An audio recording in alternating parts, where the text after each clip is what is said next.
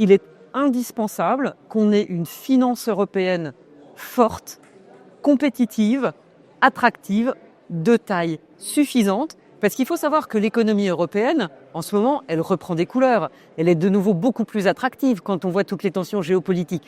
Mais comment est-ce qu'on fait pour attirer les capitaux ? Il faut pouvoir jouer dans un certain cadre. Et là encore, on a quelques progrès à faire. Donc aujourd'hui, on a à peu près 30% de l'épargne des Européens qui partent financer l'économie américaine au sens large, de la plaque Amérique au sens large.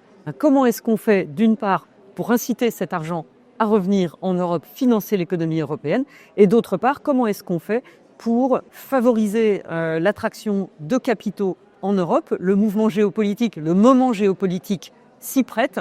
Donc je pense qu'on est à un moment de marché extrêmement intéressant et il faut là aussi qu'on crée des conditions qui vont renforcer notre attractivité. En Europe et en France particulièrement, on a un peu trop la culture des bonsaïs. On a bien financé la transition écologique au niveau des startups.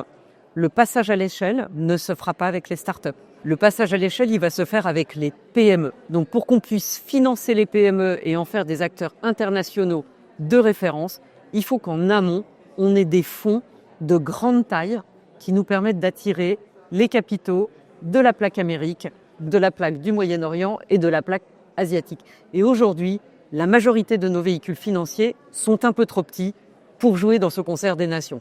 Donc ensemble, faisons ce jeu collectif qui nous permette d'avoir une belle taille critique pour financer la transition de l'économie européenne.